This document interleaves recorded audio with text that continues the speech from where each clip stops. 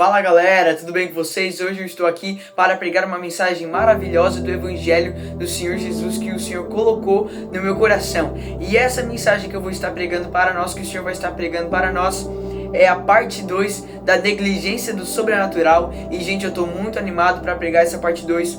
Foi exigido ter uma parte 2 por causa que a negligência do sobrenatural parte 1 não coube apenas em 10 minutos. Então eu tive que dividir essa mensagem em duas partes. E aqui eu conseguirei encerrar a mensagem. Amém? Para você estar assistindo essa mensagem, para você entender melhor o contexto que eu vou estar trabalhando, é necessário que você já tenha visto a negligência do sobrenatural parte 1, para daí você conseguir entender o que eu vou estar falando aqui. Amém? Então vamos lá. Números capítulo 14, versículo 3 e 4 vai estar dizendo assim. Versículo 3 e 4: Porque o Senhor está nos levando para essas terras, só para morrermos em combate. Nossas esposas e crianças serão capturadas como prisioneiros de guerra. Não seria melhor voltarmos para o Egito? E disseram uns aos outros: Vamos escolher um novo líder para o Egito. O que está acontecendo aqui, gente, que podemos notar é que o desespero do povo de Israel está tomando conta deles, entende? Por causa do que vimos aqui, é que eles receberam um relatório negativo, conforme já vimos na última palavra da negligência sobrenatural, parte 1. E aqui na parte 2 eu gostaria de trabalhar sobre esse assunto, porque após eles receberem aquele relato negativo sobre a terra, o desespero tomou conta deles, entende? O desespero agora está sobre o domínio da vida deles. Eles estão completamente desesperados. Eles chegam a falar no versículo 2: Suas vozes se elevaram em grande protesto contra Moisés e Arão. Ah, se ao menos tivéssemos morrido no Egito, ou mesmo tivéssemos aqui no deserto, diziam. Então eles chegavam a dizer: ah, se ao menos nós tivéssemos morrido antes de morrermos nesse combate. Entende? Eles já estavam cantando derrota, entende? Para algo que eles iam vivenciar maravilhosamente bem com o Senhor. Mas isso ficou para parte 1. O que eu quero trabalhar aqui é a parte 2. Amém?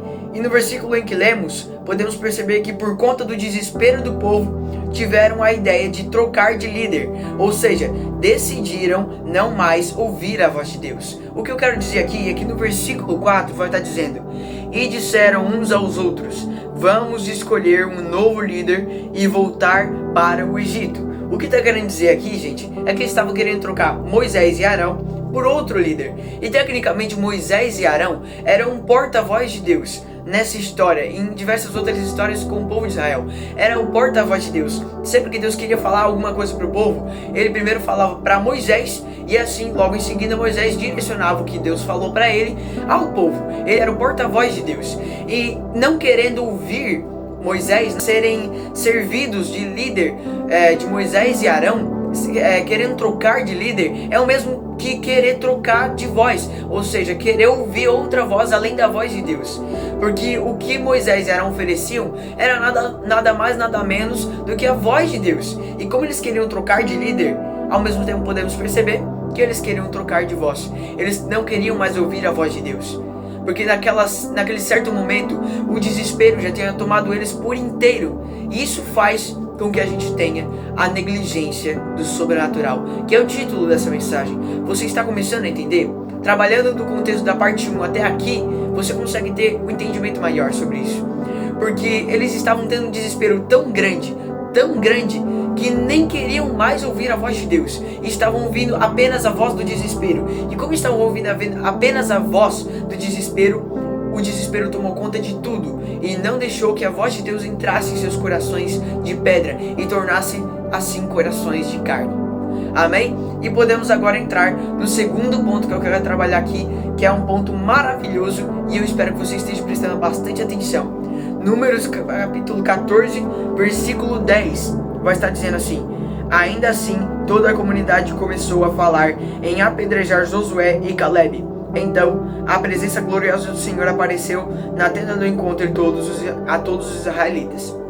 O que aconteceu aqui, gente, dentro do contexto, é que Calebe e Josué, filhos de Jefoné, rasgaram suas roupas e disseram a toda a comunidade de Israel: a terra de qual fizemos o reconhecimento é muito boa, E se o Senhor agradar de nós, Ele nos levará em segurança até o mel com fartura, até aquela terra que produz leite e mel com fartura.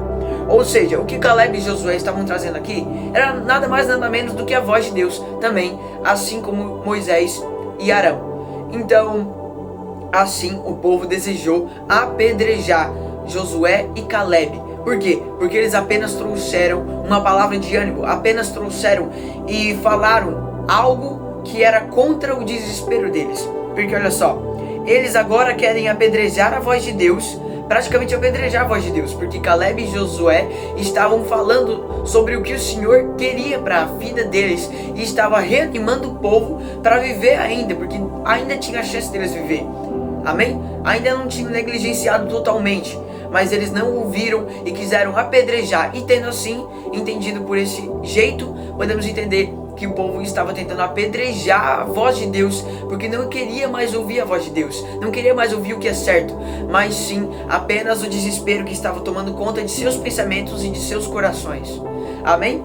Então, agora eles querem apedrejar a voz de Deus por ser contra o desânimo do desespero na vida deles. A voz de Deus estava sendo contra o desânimo que estava tomando conta da vida dos israelitas. Entende? Porque o que Josué e Caleb estavam falando era uma palavra de ânimo. E ânimo é ao contrário do desespero, porque o desespero gera desânimo. Entendeu? Então o que Josué e Caleb estavam falando era ao contrário do que eles estavam tendo naquela hora. E por isso desejaram o que eles não queriam, desejaram apedrejar a voz de Deus, porque a voz de Deus naquele momento estava sendo contra a vontade deles. E sempre vai ser assim, gente. A nossa vontade às vezes não será certa. Por isso, muitas das vezes nós devemos de deixar fazer o que nós queremos para fazer o que é certo, para fazer o que está de acordo com os princípios bíblicos. Amém?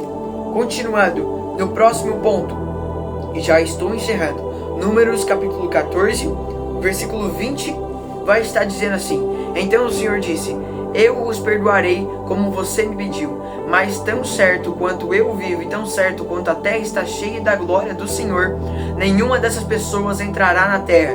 Todas elas virão à minha presença gloriosa e os sinais que realizei no Egito e no deserto.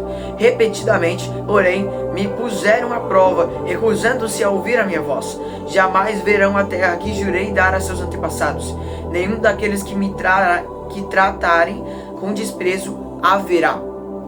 O que vemos aqui, gente, é que a primeira coisa que Deus fala é: eu os perdoarei como você me pediu. Aqui é uma conversa que Moisés estava tendo com Deus. Moisés pediu para Deus perdoar o povo de Israel, e Deus perdoou, mas como eles não aceitaram ir naquele momento exato, porque para tudo se tem um propósito e também para tudo se tem um tempo na jornada com Deus. Entende? Tudo perante Deus, aos olhos de Deus, quando você está vivendo com Ele, tem um propósito e tem um tempo definido para aquele propósito. E como eles não foram no tempo em que o Senhor pediu para eles irem, ao mesmo tempo eles negligenciaram. E o que eles entenderam, gente, mais para frente nós vamos ver que um grupo ainda disse assim, eles devem ter pensado: como nós já temos o perdão de Deus, então a gente ainda tem tempo de recuperar a terra. Mas não era o caso deles, porque eles já haviam negligenciado com aquilo, e o Senhor disse que eles não veriam mais por conta daquilo. Entende? Talvez o Senhor tenha colocado um plano na nossa vida, talvez não. Com certeza, Ele tem um plano para a sua vida, Ele tem um plano para a minha vida. Ele tem um plano para nossas vidas, um plano maravilhoso. Assim como a terra que mana leite e mel do povo de Israel.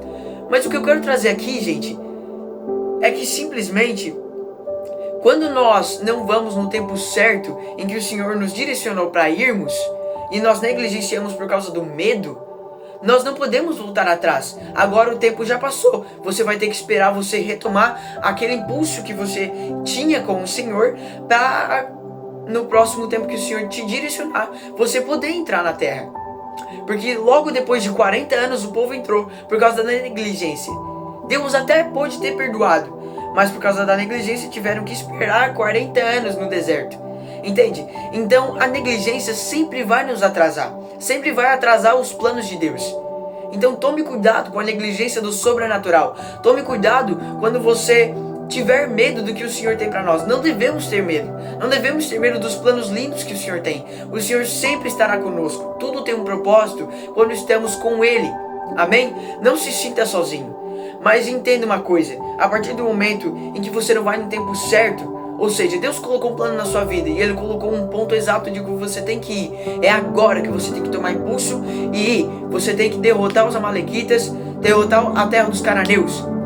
Mas quando você não vai por medo, por desconfiança de Deus, aquele tempo já passou. Era para você ter ido, mas você não foi. Agora você vai ter que esperar retomar aquilo que o Senhor colocou na sua vida. Você vai ter que esperar. Então, de uma certa forma, a negligência que nós temos com a palavra de Deus, na verdade com os planos que o Senhor tem na nossa vida, sempre irão nos atrasar. Não negligencie o sobrenatural que o Senhor tem na sua vida. Essa é a mensagem que eu deixo para nós. Muito obrigado.